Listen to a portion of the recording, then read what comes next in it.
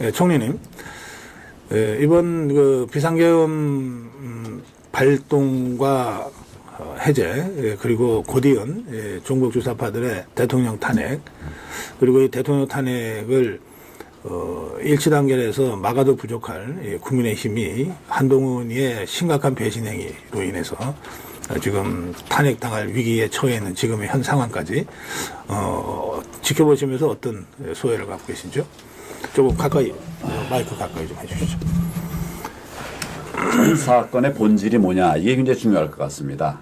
그러니까 본질은 계엄령을 내리게 된 이유, 본질이 뭐냐, 그건 종북 좌파의 나라 눈에 띄는 모든 행태, 이것을 막아낼 방법이 이것밖에 없어서 계엄을 한 것이 아니냐. 법안을 내도 다 종북 좌파의 자기들의 마음대로 하고, 예산을 내도 다 막아내고, 우리 거는 뭐 제로, 자기들 것만 불려내고, 또 뭐 사람을 쓰기 위해서 장관을 세우면 청문회에서도 막 다 방해하고, 계속 이런 모든 것 때문에 결국 대통령이 아무것도 할 수 없는 것으로 나는 판단했어요. 그러니까 이런 상황에서 대통령이 그냥 유명무실한 명목상의 대통령으로 남아있으려면 본인이 있을 필요 없다고 생각했죠. 마지막 방법이 뭘까?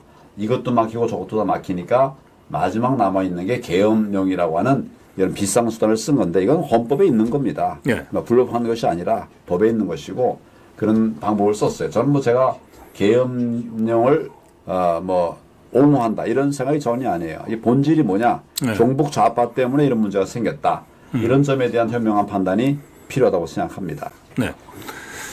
한 가지만 더 여쭤볼게요. 일단. 그래서 계엄군이 국회보다도 먼저 선관위에 진입했어요. 뭐 들리는 말에 의하면 그 예전 보안사, 지금 방첩사령부의 그 IT 전문 요원들이 함께 들어갔다. 그리고 대략 한 3시간 정도 머물렀던 것 같습니다. 그런데 선관위 사무총장은 자료 일체 손대지 않았다. 이렇게 지금 얘기를 하고 있습니다만, 어떻게 보십니까? 그 부정선거 관련 자료를 어느 정도 확보했다고 보십니까? 저는 이제 컴퓨터 전문가들이 많이 들어갔다고 들었어요. 네. 보안 전문가들이. 네, 가서 뭐 했겠습니까? 한둘이 아니라 아까 우리 고 박사님 얘기하시는 것처럼 국회보다 더 많은 사람, 297명이 이제 선관위에 들어갔습니다. 거기에 많은 전문가들이 있었습니다. 네.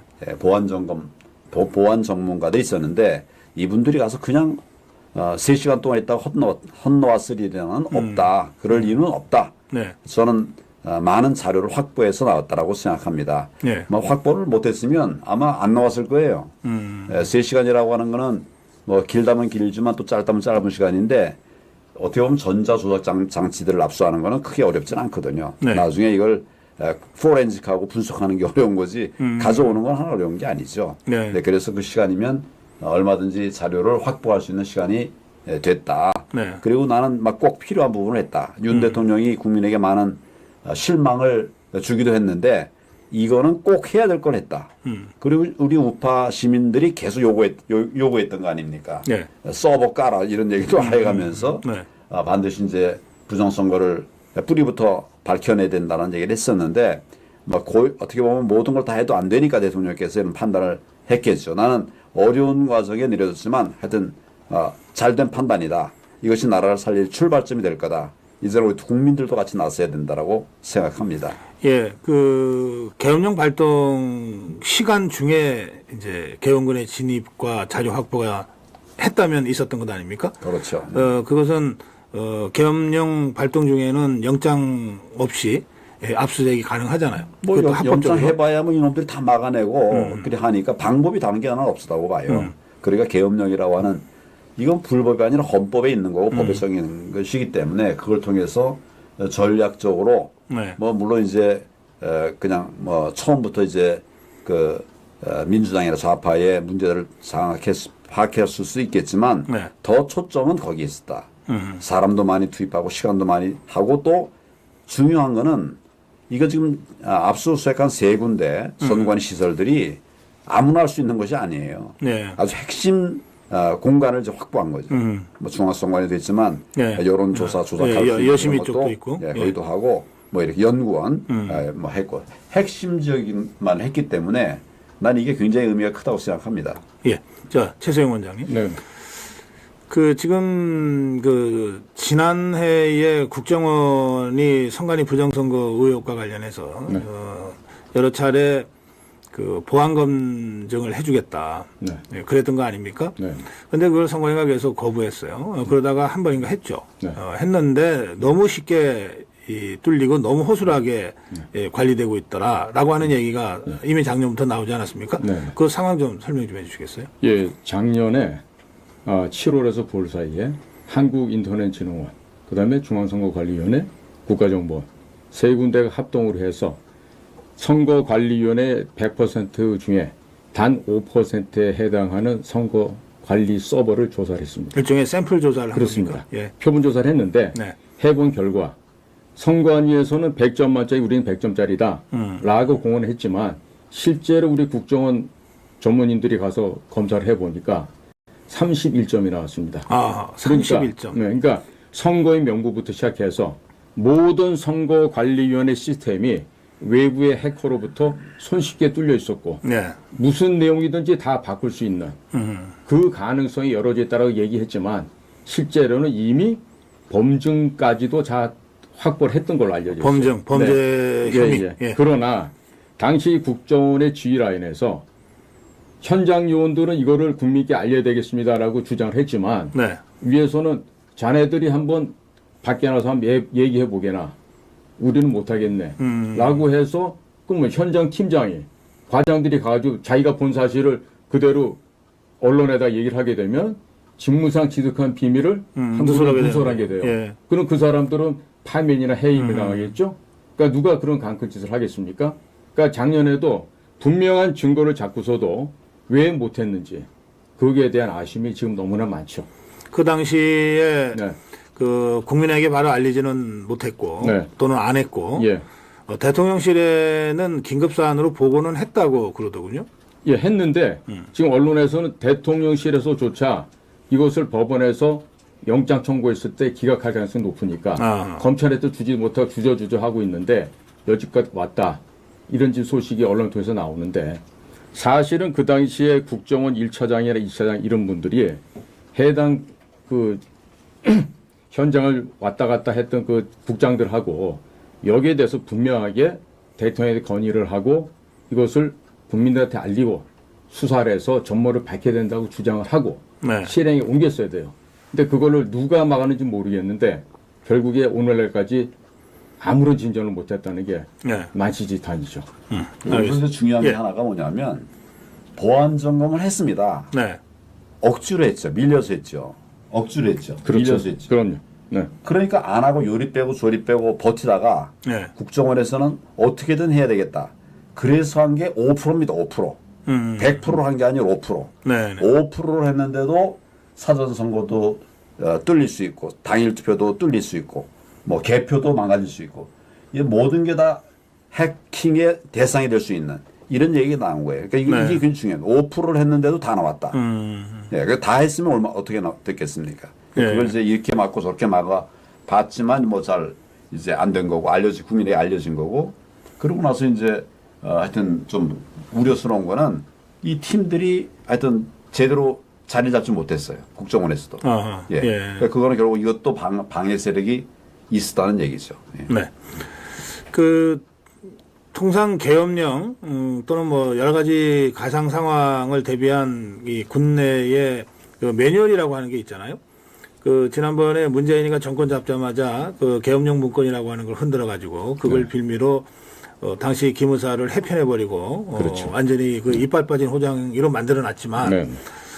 지금 계엄령 검토 문건이라고 하는 것도 유사시의 행동 지침에 대한 교과서적인 정리 아닙니까? 네.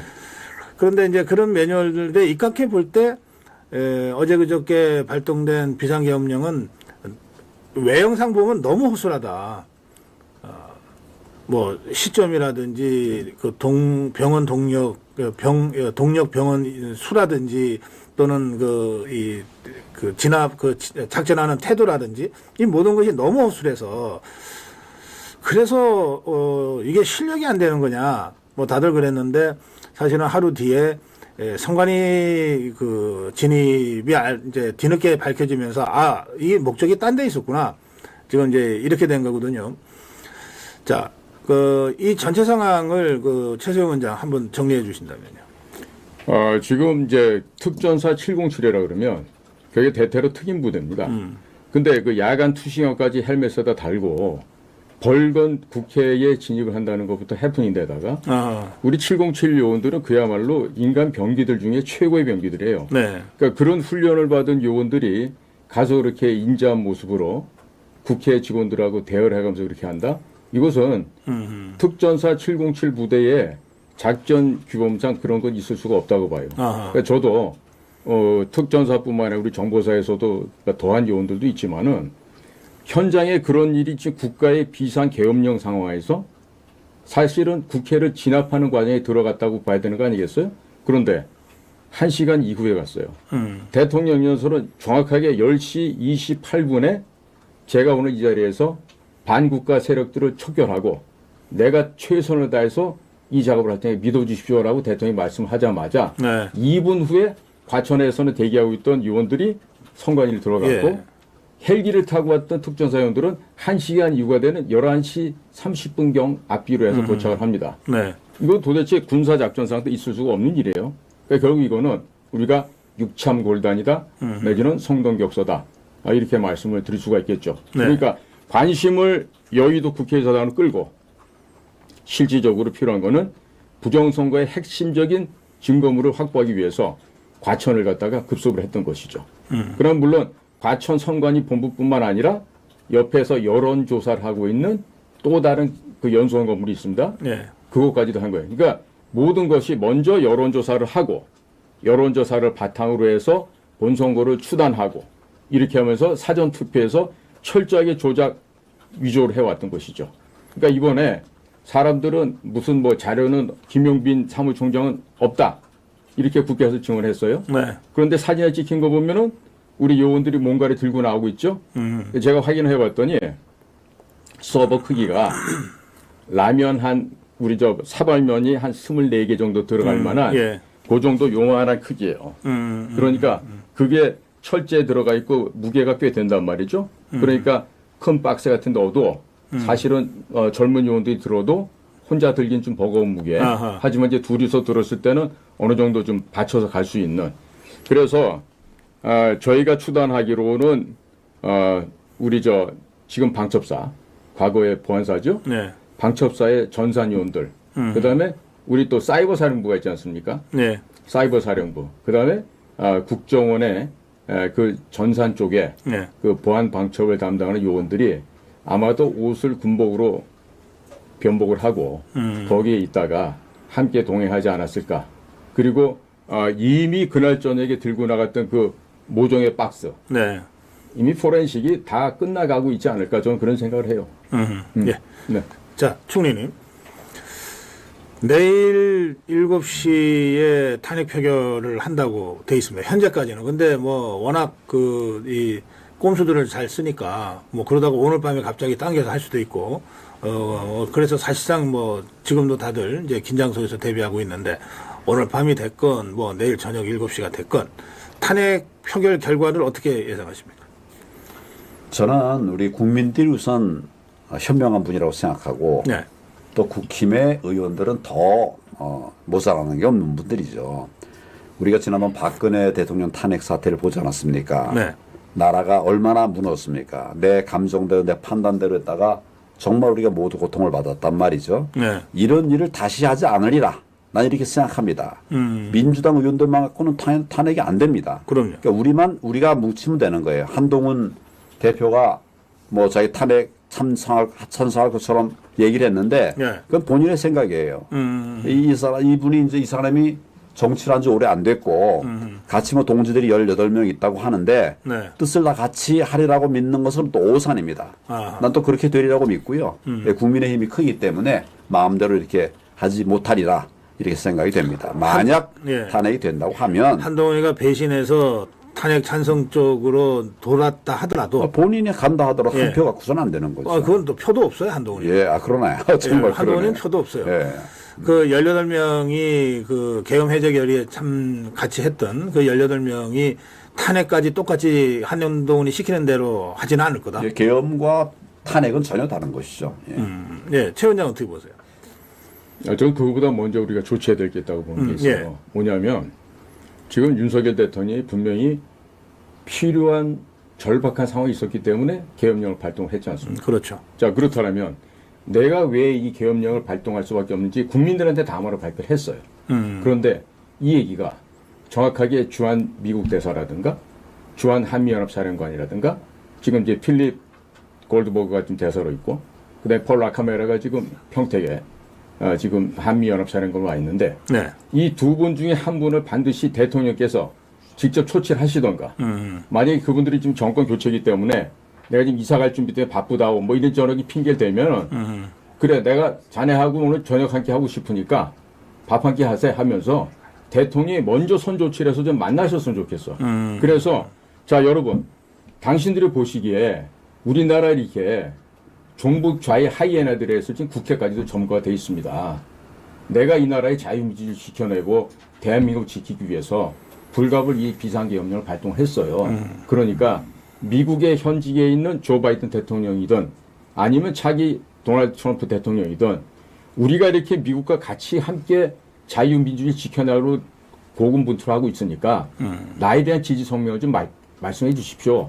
라고 해서 미국의 지지를 지금 이 순간에 적극 끌어들이는 게 필요합니다. 그리고 내일에 만약에 7시에 하겠다고 예정돼 있지만 그 5시 당겨질 수도 있어요. 하더라도 지금 총리님 말씀대로 국민의힘당 의원들이 사람이라면 그 짓을 할 수가 없겠죠. 우리가 지금도 63명의 이름 다 기억하고 있잖아요. 네. 예?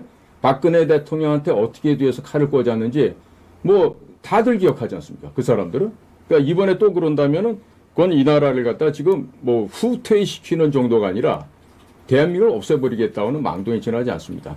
때문에 대통령께서 보다 지금 단호하시게 좀 입장을 좀 취해줬으면 좋겠고 저희가 이 시간에 꼭 부탁드리는 거는 미국 대사와 한미연합 사령관을 꼭 만나셔서 당신의 진위를 내가 이러합니다.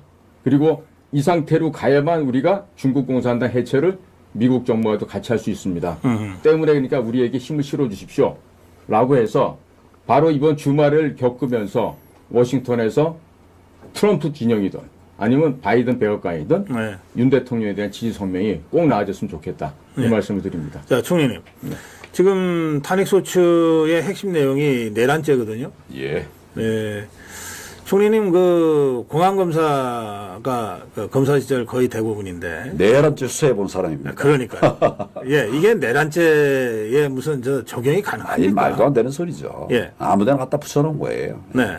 대통령이 국정을 바로잡기 위해서 하는 모든 것들이 정말 어려운 것들도 있고 쉽지 않은 것들이 많은데 그게 무슨 말을 해보세요. 왜 내란이라는 것인지. 지금 나라를 살리기 위한 것인지 나라를 무너뜨리려고 한 게 아니지 않습니까? 내란이라는 건 정말 나라를 무너뜨리는 이런 책동을 내란이라고 하는. 근데 말도 안 되는 얘기를 하고 있다고 생각합니다. 저는. 예. 그리고 내란죄라고 하는 것도 법에 있고 또 계엄령이라는 것도 법에 있고 네. 다 있어요. 법에 있는 걸 한 거예요. 그걸 가지고서 이런저런 딴소리 하는 것은 덮어씌우기. 예, 퍼퓰리즘 덮어씌우는 사람. 이렇게 덮어씌우기라고 하는 생각합니다. 예, 근데 한동훈이가 대표적으로 그렇고요. 또 국민의힘의 다수 의원들도 이번 비상계엄 발동 자체는 위법적이고 위헌적이다, 잘못됐다 이렇게 일단 주장을 하고 그러나 탄핵은 안 된다 이러고 있거든요. 그건 어떻게 보세요?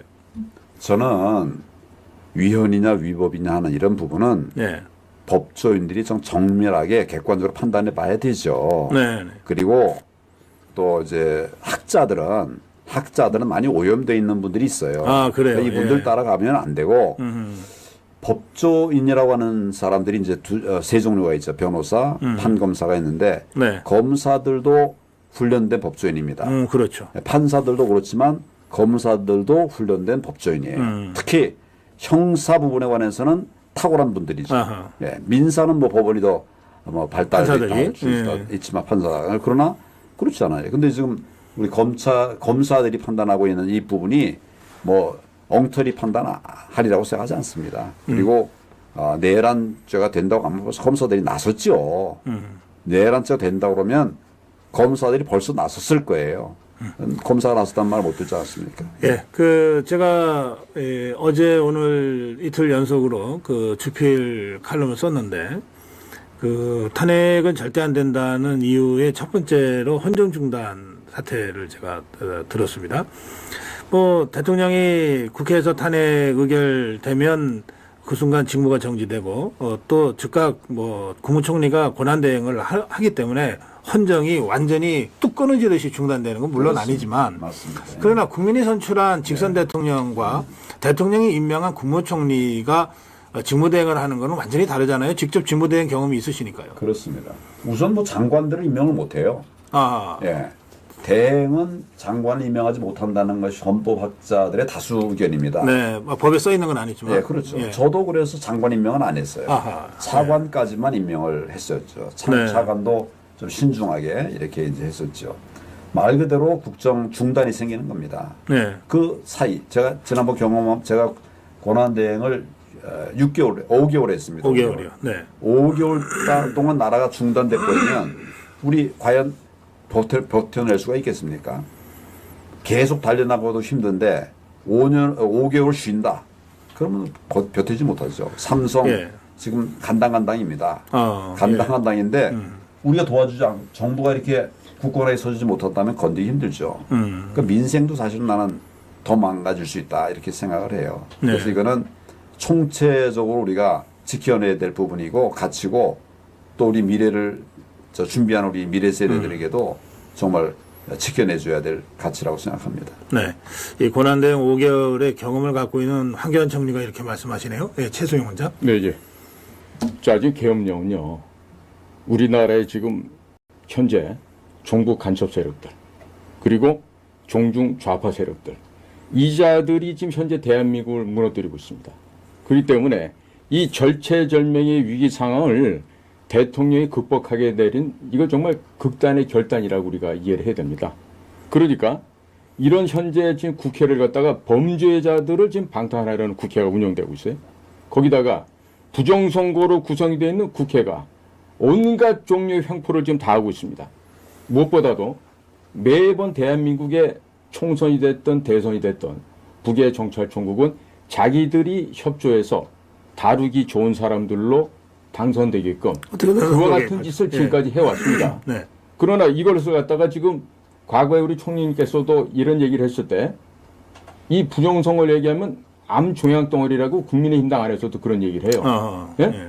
그러니까 이게 지금 우리는 어떻게 해서든지 자유민주주의를 지켜나가려고 하는데 이 자들은 지금 국회 안에 들어가서도 공산주의, 전체주의, 사회주의 방향으로 가려고 좀 애를 쓰고 있단 말이죠.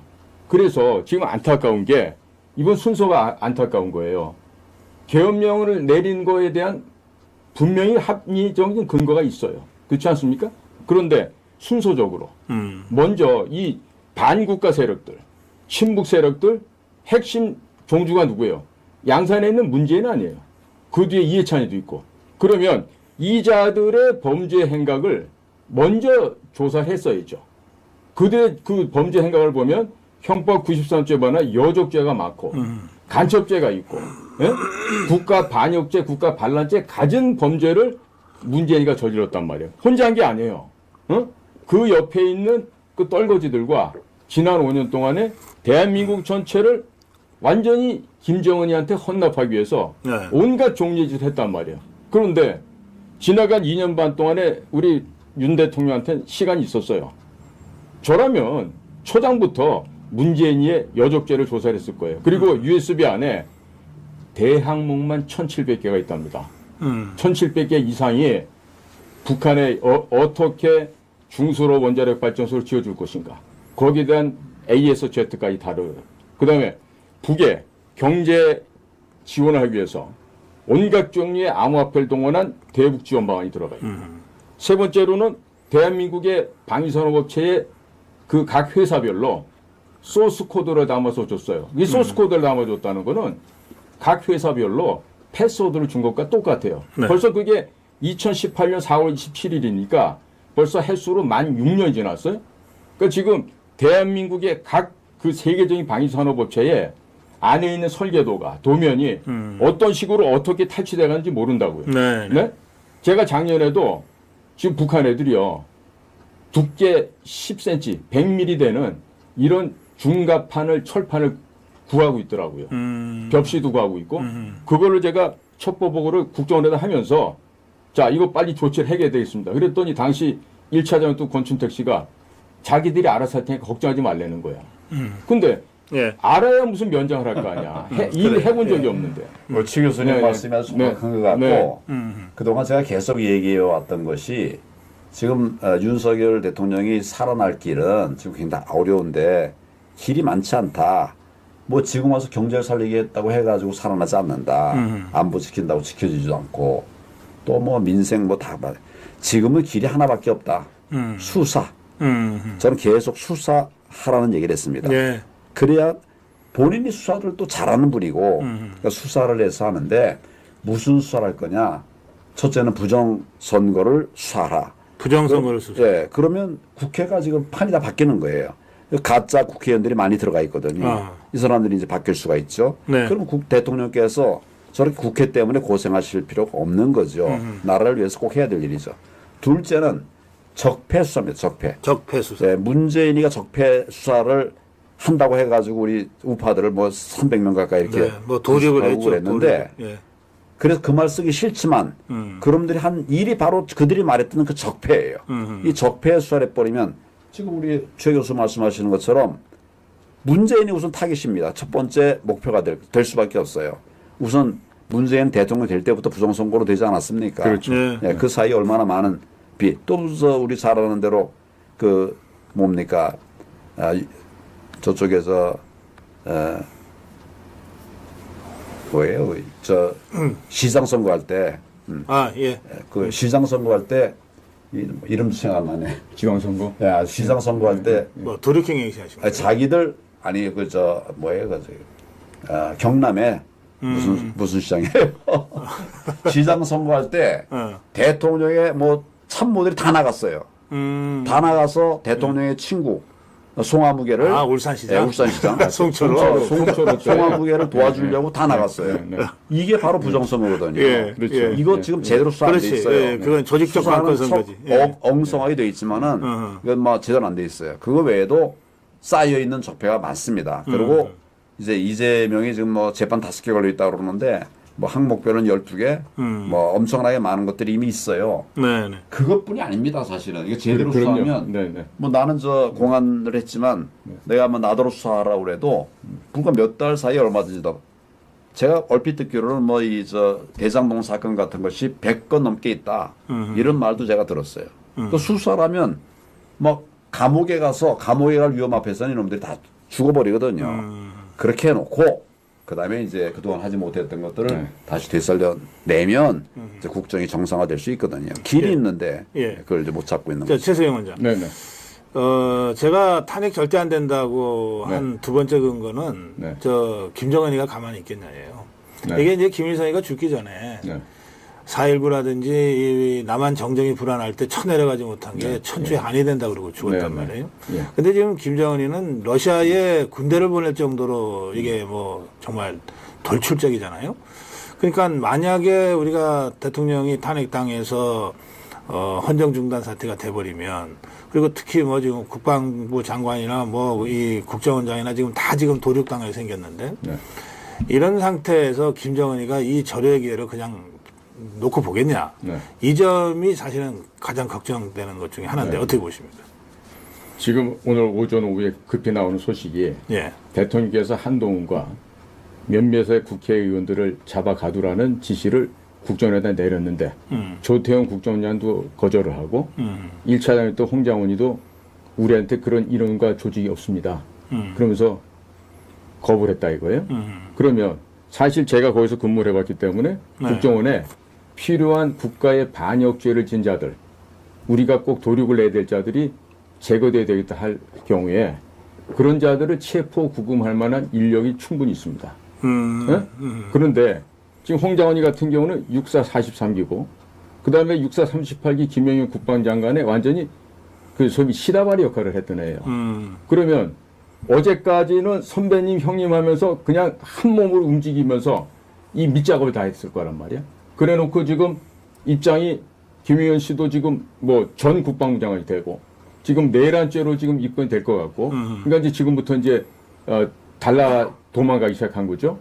심지어 지금 한동훈이한테 대통령께서 너를 잡으라 그랬다고 일러 고해 바쳐갖고 지금 한동훈이가 오늘 아침에 그런 기가 막힌 소리를 하게 된 거예요.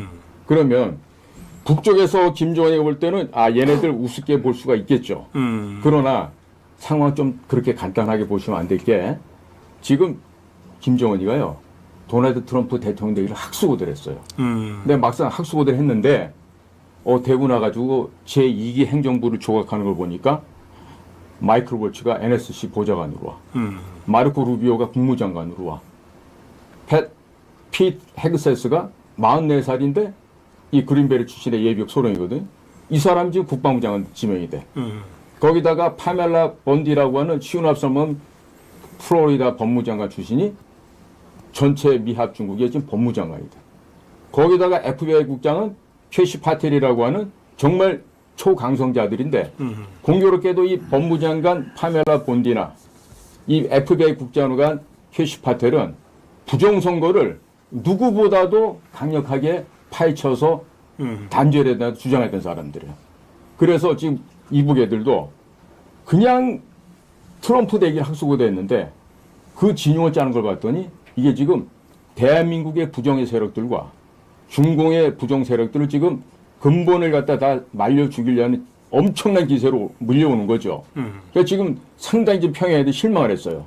그래서 이번에 트럼프가 되면 지난번처럼 먹을 것도 좀 없고 숨 좀 돌릴 수 있을 거 생각했는데 웬걸 트럼프보다 한술 더 뜨는 사람들이 현직 장관으로 좀 다 오는 거예요. 그러다 보니까 지금 평양은요 사실 초긴장 상태예요. 먹을 거 없죠. 돈 없죠. 거기다 중국하고 관계 뻐그러졌어요. 지금 러시아한테 기대갖고 좀 얻어먹으려고 하는데 보내준 장비들도 포탄도 미사일도 수준이 형편없는 거예요. 제가 들어보니까 KN-23 이스칸데르 미사일 같은 경우는 원래 타점에 8km, 9km, 10km 벗어난다는 거예요. 그런 미사일은 쓸 이유도 없죠.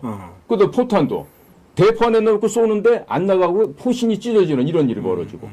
그러니까 이런 상태에서 러시아가 생각하는 북한의 무기 수준은 너무나도 형편이 없는 거예요.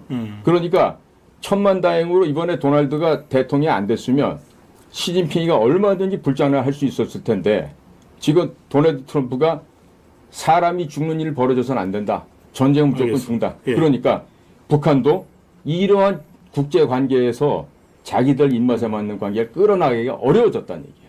네. 그 도널드 트럼프 대통령 말씀을 하시니까 트럼프 당선인과 윤석열 대통령이 사실은 만나자고 하는 합의를 했는데 워낙 여러 나라들이 나도 만나달라고 하니까 이제 대통령 취임 후로 미뤘어요. 그런데 만약에 하나 이게 윤석열 대통령이 탄핵돼서 권한대행으로 가버리면 그러면 트럼프 대통령이 만나줄까요? 제가 권한 대행을 했었는데 네. 그때 하여튼 전화를 여러 번 했어요. 예. 그만큼 이제 우리나라는 미국의 소중한 나라라고 생각하고 있는 거죠. 네. 그런 일이 없어야 됩니다. 없어야 되지만 만약 있다 하더라도 한미 관계는 무너지지 않는다. 저는 그렇게 생각합니다. 예. 그 총리님 그 권한대행 하던 날 제가 기억이 나네요. 첫 행보가 그 휴전선 그렇죠. 가셨던 국방. 거죠. 예. 네. 제일 중요한 게 국방이니까. 네. 예, 그래서 제가 저기를 먼저 갔고 전화도 그쪽에 여러 군데 다 해서 흔들리면 안 된다.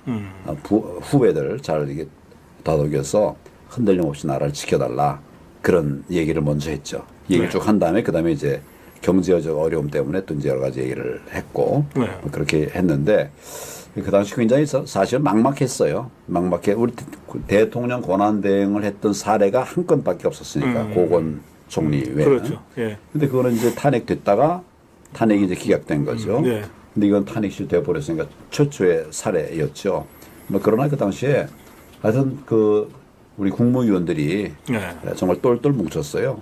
이건 뭐 내가 잘했다가 아니라 우리 같이 다 최선을 다해서 결국 대한민국 지켜낸 거죠. 그냥 에피소드를 얘기한다면 그 장관들 23명 중에 4분이 우리 고등학교 선배예요.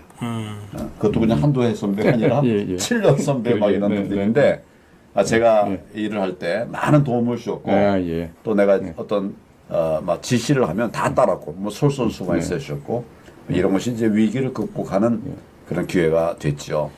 우리는 정말 저 편안한 가운데 세계 최하위국에서 이렇게 세계 상위권의 나라가 된 건 아니죠. 다 어려운 것을 다 극복해 왔으니까 이분도 극복해 가야 되는데 나는 이제 지금은 위기이면서 윤석열 대통령에게 위기이면서도 또 기회다 이렇게 생각을 합니다. 어떤 의미에서 기회가 될까요? 제가 이제 이렇게 SNS를 쭉 보니까 최근에 우리 윤 대통령이 얘기한 거 이것에 대한 폭발적 반응이 또 있어요. 폭발적 반대도 있지만 폭발적 찬성, 지지가 있어요. 뭐 이런 것들이 뭐 저한테까지도 이제 들려올 정도니까 예. 그 대통령에게 기대하는 것은 이래저래 우유부단하게 이렇게 눈치 보는 게 아니라 나라 지키기를 강하게 하는 거예요. 그래서 대통령도 세웠고 윤석열 대통령이 대통령이 된 것도 수사 잘하는 걸 국민들이 알아서 사실은 시킨 거 아닙니까? 네. 그래서 그걸 하면 되는데 그걸 놓치고 해외 순방 다니고 또 뭐 경제 한다고 민생 현장 다 중요한 얘기인데 뭐를 먼저 해야 될 것인가 이 부분을 놓친 것 순서를 놓친 것이죠. 저는 지금이라도 수사해라. 부정선거 수사하고 적폐 수사하면 지금이라도 하면 풀린다. 이 탄핵 국면이 일단 그렇죠. 마무리가 되면 예. 진짜 적폐 수사, 그다음에 부정선거 수사, 이 간첩 수사 이쪽으로 대통령이 원래 제일 잘하는 거니까 그렇죠. 좀 집중하는 게 좋겠다. 사실은 대통령이 직접 하는 것도 아니에요. 그러니까 지시를 하면 되는 거죠. 지시만 하면 탄핵이 됐다 하더라도 지시받은 검찰 움직입니다. 경찰 움직입니다. 그러니까 수사 이루어지는 거죠. 네, 최 원장. 예, 지금 무엇보다도 이번에 밝혀진 선관위를 우리 계엄군이 다녀갔고 이 부정선거 문제를 미국을 비롯한 국제사회에다 이 문제를 제기해야 된다고 봅니다. 그렇게 해서 미국이 중심이 돼서 우리의 우방국들이 야 너네들 정말 잘하고 있구나.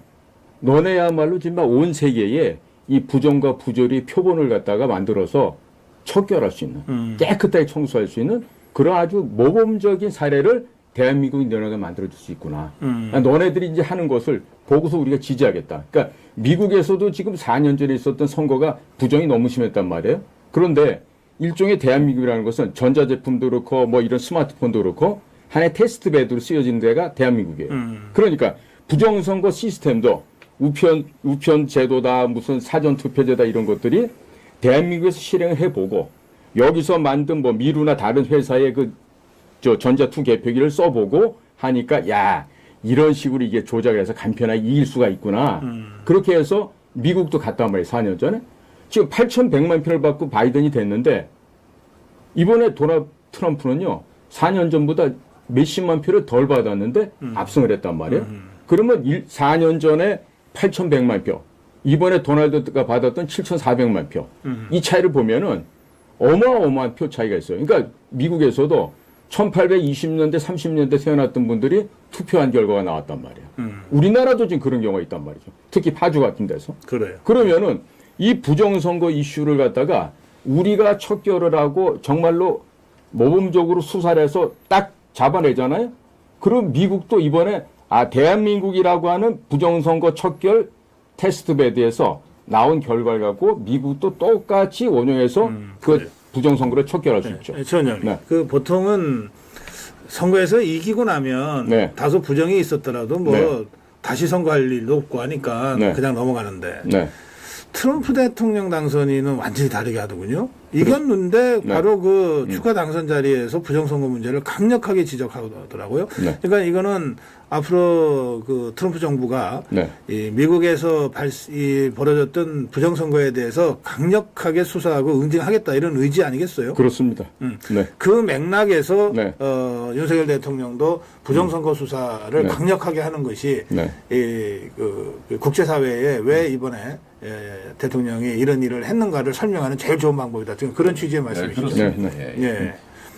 그러니까 부정선거 부분에 관해서는 제가 뭐 경험해 본 바에 의하면 최근에 이런 부정선거 사례들을 제가 이제 현장도 다 수도 없이 많이 다녔고 그랬는데 보면 수사만 하면 3달이면 끝납니다. 3달. 막 길면 5달. 그 쉬운 길을 놓고 있었어요, 지금까지. 근데 다행히 이제 부정선거를 수사할 수 있는 기반을 지금 만들어 놓고 있는 거죠. 우리는 증거를 다 제출했습니다. 요거를 이제 정부의 입장에서 막 구체화하기 위해서 이제 결국 서버 자료도 보고 또 전자조작을 이제 살피는 건 아닌가 이렇게 생각이 되는데 이게 잘 융합이 되면 이 어려운 상황 금방 극복할 수 있습니다. 알겠습니다. 우선 저 굉장히 강한 것 같아도 국회의원들이 수사받으면 자기들 생각만큼 안 됩니다. 굉장히 쪼그라들어요. 네. 쪼그라들어요. 얼마 전에도 이제 이재명이 1심 유죄 한 달 전인가요? 공직선거법. 예, 1심 유죄 받고 나니까 한동안 아무 일을 못 했잖아요. 그렇죠. 메시지도 안 하고 행보도 없고 완전히 없었단 말이에요. 그러니까 수사라는 게 이런 무서운 건데 엉터리 수사만 안 되지만 제대로 해야 될 수사를 안 하면 이건 직무유기입니다. 네. 당연히 그걸 통해서 이 난국을 돌파할 모멘텀을 만들어야 된다고 생각합니다. 알겠습니다. 만들 수 있다고 생각합니다. 예, 우리 자유파 국민들이 어젯밤까지는 한동훈이가 그 탄핵을 저지하기 위해서 최선을 다하겠다 그 얘기를 듣고 평소에 좀 마음에 안 들었던 분들도 그래도 탄핵까지는 안 가겠구나 이랬는데 오늘 아침에 이 한동훈이가 뭐 대통령 직무를 배제해야 된다는 등 이러면서 이제 탄핵으로 돌아섰죠. 돌아섰어요. 그런데 국민의힘의 중진 의원들 다수가 절대 다수죠. 한동훈이가 저렇게 하는 데 대해서 강력한 비판을 제기했다는 겁니다. 아까 그 황교안 총리도 한동훈이가 저런다 하더라도 따라갈 의원은 별로 없을 거다 이랬는데 어쨌든 이제 오늘 내일 요 이틀 동안에 그 만 하루 동안에 그 뭐 국민의힘에서 의총을 여러 번 다시 할 것 같고 또 여러 가지 형태의 물밑 조율들이 있고 또 특히 이재명이가 어떻게든 이 한동훈이를 예전에 박지원이가 김무성이 유승민이 끌어들이듯이 하려고 그러지 않겠어요? 예. 이런 그 상황에서 어떤 상황 전개가 있을 것 같다 예상이 됩니까? 지금 한동훈이 네. 오늘 아침에 태도를 급변해서 윤 대통령 탄핵으로 가자라고 이렇게 나오는 거는 지금 책임을 면하고 김영현 국방장한테 모든 책임을 전가하려는 국정원의 홍장훈이라는 1차장이 배신을 때리고 지금 한동훈에게 모든 그동안에 있었던 내용 고자질한 것 같아요. 그러니까 대통령으로부터 이런 지시를 받았는데 당신은 못 잡는다고 그렇게 얘기를 했고 그러면서 이제 내가 여기서 살아야 되겠다. 즉 소위 말해서 줄행랑을 내가 쳐야 되겠는데 그러려니까 모든 책임은 김영현 국방장관 육사 선배되는 분한테 다 뛰어넘기고 지금 현재 국회 정보위가 열리고 있어요. 그러니까 정보위원회 들어가서 이 홍장원이에는 안에서 지금 수백만 부를 지금 공금 횡령한 그 혐의까지 지금 받고 있는 자거든요. 공작한다고 하면서. 그러니까 이제 이런 애들이 들어가서 이제 대통령을 갖다가 뒤에서 칼질하고 선배되는 김영현 국방장관한테 모든 책임을 전가하고 그동안에 지금 세트로 완전히 김영현 전속 부관처럼 움직였단 말이에요. 그동안 육사 후배라는 거 같고 그런데 이제 와가지고 이제 대통령께서 이런 계엄령을 하고 어제 보니까 관련됐던 인물들이 뭐 방첩사령가 여인영도 그렇고 기타 등등 보니까 내란죄로 잡혀갈 거거든. 그러니까 이 자식이 먼저 이제 주랭랑 치는 거야. 나라도 살자. 그래서 지금 분명히 아마 정보위원회 들어가서 대통령을 욕보이고 김영현 국방장관을 갖다가 폄훼하는 그런 얘기 지금 거의 100%가 아니라 100만 % 나올 것 같아요. 그러면은 한동훈에게 그런 얘기 결국 힘을 실어주게 되죠. 네? 그러니까 이런 식으로 변절하는 자들이 특히 국가정보기관 요직에 있으면서 이런 식으로 표변하고 그다음에 국가 이익과 국민의 생명과 안전 지키기를 소홀히 하는 이런 자들의 말이 중시되는 이런 사회가 되면 안 되겠다 이거예요. 더더군다나 국정원에 있는 사람들이 그런 평형을 못 갖는다면 큰일이죠.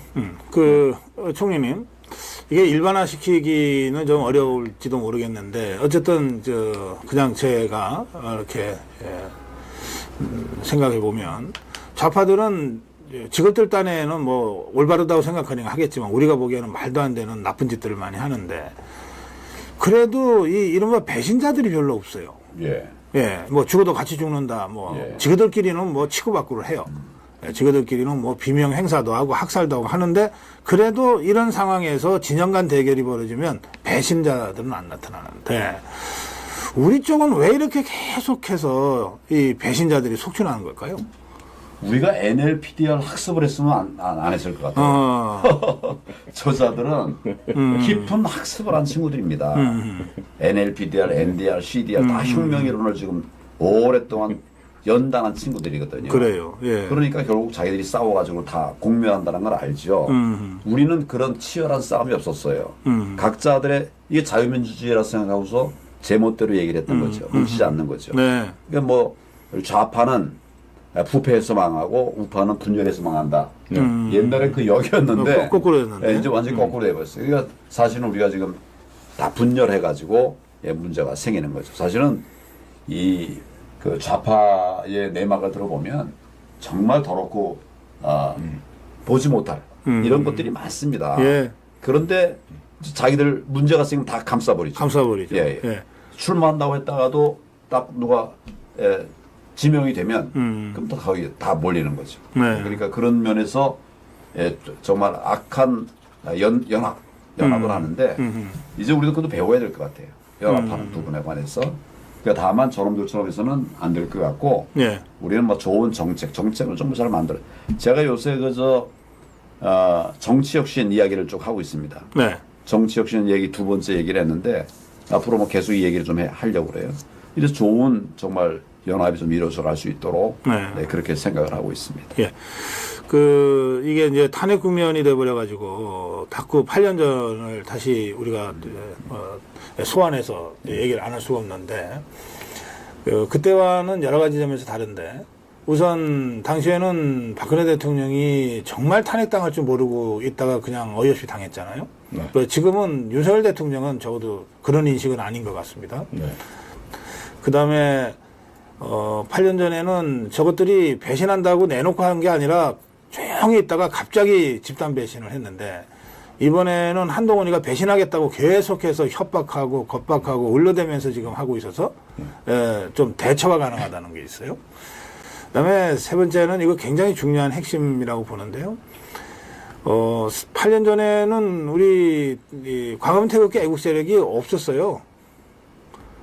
그렇죠. 네. 지금은 어떤 좌파보다도 더 숫자도 많고 또 질서정연하고 열정이 넘치는 그런 광화문태극기 애국 세력이 있단 말이에요. 네, 이런 여러 가지 점에서 8년 전과는 다르다 이런 생각을 하고 또 우리 자유파 국민들도 아무리 상황이 어려워도 우리 힘으로 대통령 지켜낼 수 있다. 이제 이렇게 생각하고 지금 모이기 시작했습니다. 지금 이 댓글창에도 지금 뭐 이렇게 한가하게 방송이나 하고 있을 때냐 국회로 나와야 된다 광화문으로 나가야 된다 이런 말씀들 다들 이게 열정으로 하시는 말씀이에요. 예, 이 문제 마지막 주제가 되겠습니다. 예, 윤석열 대통령에 대한 탄핵을 저지하고 이게 대통령을 위한 탄핵 저지가 아니라 대한민국을 살리기 위한 탄핵 저지 아닙니까? 그렇죠. 이걸 하기 위해서 우리가 어떻게 해야 될 것인지 그 말씀을 좀 듣겠습니다. 총리님. 우선 힘이 모여야 됩니다. 힘이. 예, 많이 모이면 무섭거든요. 저희가 탄핵 당할 때 제가 총리로서 그 공관에 있었는데 그냥 새벽 1시, 2시까지 그냥 막 한 10,000명, 20,000명이, 10만 명이 와서 막 떠들어대는 거예요. 이러면 위축될 수밖에 없죠. 힘을 다 모아야 됩니다. 다행히 뭐 내일 6시에 또 이렇게 모인다고 그래요. 우리 우파 제 세력들이 이제 모인다고 합니다. 아주 잘 어디서 모이고요? 저는 대법원 앞에서 모이는 걸로 알고 있어요. 예. 거기서 이제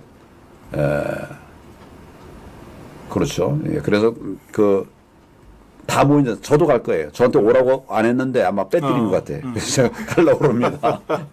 그리고 예. 국민들의 마음을 파고 들어가는 게 필요할 것 같아요. 국민들의 마음 파고 들어. 제가 지금 뭐 좋은 전략가는 아니지만 국민들이 정말 듣고 싶은 얘기들이 있거든요. 네. 우리가 그 얘기를 해야 되는데 별로 듣기 좋아하는 사람도 있지만 듣기 싫어하는 사람도 많이 있는 그런 얘기를 이제 해야 되면 그럼 청년들한테는 그런 말 하면 안 되는 거 아니냐 이런 얘기를 또 하는데 요새 청년도 안 그렇습니다. 아하. 청년들 통일 얘기하면 뭐 오히려 환호하기도 하고 지난번에 뭡니까 정영진 예. 회장이 예, 저 멸콩 신세계? 예. 멸치콩 얘기하니까 다들 예. 환호하지 않았어요. 아하. 그래서 지금 우리가 이게 눈치를 보고 할 일은 아니고 바른 제대로 된 정책을 계속 목소리를 내야 된다고 생각합니다. 예, 최소영 원장. 뭐 대중 집회도 집회지만은 저는 지난 여름에도 트럼프 대통령의 아들이 다녀갈 때 그때 접촉을 했더라면 얼마나 좋았을까. 근데 고의적으로 안 만났죠. 네? 그리고 대통령이 네. 다른 예. 분들은 만났죠. 네. 그런데 거기에다가 또 그 CIA 출신의 미국 국익을 갖다 표방하는 그 연구소가 있어요. 그분들이 지난 여름에 와서 지난 7월에 그래서 저 세종연구소 사람들하고 먼저 모임을 갖고 이어서 우리 그 부정선거 박주현 변호사 예. 또 윤 변호사 이런 분들을 만나서 충분히 상의를 했어요. 어떠한 식의 일이 있었다는 거를. 그러니까 그분들이 알고 갔다고. 알고 갔고 이후에 아들 트럼프 주니어가 왔을 때는 상당 부분 인식하고 이러저러한 분들 포괄적으로 협의를 하려고 왔었어요. 그런데 대통령과 대통령실 안 만난 거예요. 그러니까 때를 벌써 한번 놓친 거예요. 그런데 제가 모두도 말씀드렸지만 이거가 미국과의 공조가 안 되고 미국의 공식적인 지지를 우리가 받지 못한다라면 대통령께서 이 일을 하기가 참 어렵습니다. 그러나 그럼에도 불구하고 사직생의 각오로 이 부정선거 조사를 해서 파헤치잖아요. 현재 저 막난 짓 하고 있는 국회의들은 그냥 하루아침에 소멸될 수 있어요. 가짜들이 많지. 네. 그러니까 대통령은 본인이 죽을 각오를 해야 돼. 더더군다나 국정원장, 외교부 장관, 국방장관 이런 쪽에 있는 사람들은 대통령에게 내 몸을 다 던져서 죽겠다는 생각을 갖고 나라를 지켜야지. 이런 상황에서 지금 뭐 하니까 지금 국정원 1차장 한 애처럼 도망갈 궁리부터 하고 책임 전가하고 이런 식으로 돼버리면 아무것도 안 된단 말이에요. 그래서 사직생의 각오로 저는 윤 대통령이 조금 더 강하게 밀고 가셨으면 좋겠어. 어떻게 보면 혼자서 좀 식물 대통령 아니냐. 당신 옆에 누가 있느냐. 비아냥거리고 욕하고 폄훼하는데 그렇다고 해서 기죽지 말고 지금 주말이라도 저라면 평택에 가겠어요. 야, 폴 라카메라. 당신 말이 아무리 바빠 나랑 같이 30분만 나. 응? 여기 필립 골드버그 대사도 바빠? 바빠도 나랑 20분만 커피 한잔 해. 하고 얘기하면서 내가 왜 계엄령을 할 수밖에 없었는지 이 얘기를 미국에다 전달하고 지지를 받아야죠. 네? 그러면은 나머지 이 하이에나들은요 일거에 그냥 잠재울 수 있다고 봅니다. 예, 알겠습니다. 예, 이게 이제 전면적인 이념 전쟁입니다. 여기서 자유로울 수 있는 사람은 사실 아무도 없어요. 그래서 각자 처지가 다르기 때문에 각자 처지에 맞게 최선을 다해야 됩니다. 머리가 있는 사람은 머리로 싸워야 되고요. 주먹밖에 없으면 주먹으로 싸워야 되고 돈 있는 사람은 돈으로 싸워야 돼요. 이것도 저것도 아무것도 없으면 손가락이라도 움직여서 싸워야 됩니다. 요즘은 손가락이 제일 셀 수도 있어요. 그렇죠. 네. 그래서 우리 자유파 국민 여러분, 우리 같은 자유파 진영 안에 다른 누구한테 이래라 저래라 좀 그렇게 할 때가 아닙니다. 다 자기 위치에서 최선을 다하고 있는 것이거든요. 네. 그래서 대한민국이 저 종북 주사파들의 저 이 폭정과 이 독재에도 이걸 버텨내고 있는 것 아닙니까? 그러니까 윤석열 대통령 수호하고 탄핵을 저지해서 대한민국을 든든하게 하기 위한 이 전면적인 전쟁에 각자의 위치에서 할 수 있는 최선을 다하자 이런 말씀 드리고요. 저는 지금 방송 끝나는 대로 다시 국회 정문 앞으로 갈 생각인데요. 네. 거기에 우리 자유파 탄핵 저지 시위가 지금 벌어지고 있습니다. 네. 그리고 내일은 국회 정문에서 2시부터 시위가 있고 3시부터는 대한문 앞에서 시위가 있습니다. 광화문에서 시위가 있고요. 그리고 또 6시에는 아까 황교안 총리 말씀하신 대로 또 강남에서 시위가 있습니다. 그리고 사실은 지금 저 정부 주사파들이 계속해서 꼼수를 쓰면서 이 한동훈이를 지금 야합으로 끌어들이려고 하고 있어가지고 그 탄핵 의결 시간도 아직은 사실은 불확실합니다. 예, 그런 점들을 감안하시고 적어도 지금부터 이 탄핵 사태가 저지로 마무리될 때까지 그 관련 이 기사 늘 좀 귀 기울이시고 특히 우리 자유파 유튜브들 항상 함께 하시면서 끝까지 각자의 위치에서 최선을 다해서 나라를 지켜냅시다. 내일도 탄핵 저지 국민대회는 예. 국회의사당 앞에서 네. 국회의사당 역 3번 출구에서 있습니다. 몇 시입니까? 6시. 예, 저녁 6시. 그 이전부터 하는데 이제 본대는 6시에. 네. 그 8년 전에는 좌파들이 여의도 국회를 둘러싸고 막 협박질을 해가지고 그렇죠. 그랬는데 적어도 그건 막아야 되겠다 해서 2시에도 국회 정문앞, 6시에도 국회 여의도 국회 앞 3번 출구 쪽에서 그리고 3시에는 덕수궁 앞에서 이렇게 각각 있습니다. 그리고 결국은 여의도로 합류하게 될 것 같은데요. 그런 점들 참고하시고 여러분들 함께 행동해 주시기 바랍니다. 오늘 긴급 생방송 황교안 총리 그리고 최수영 원장과 함께했습니다. 두 분 고맙습니다. 네, 안녕하십니까. 감사합니다. 안녕히 계십시오.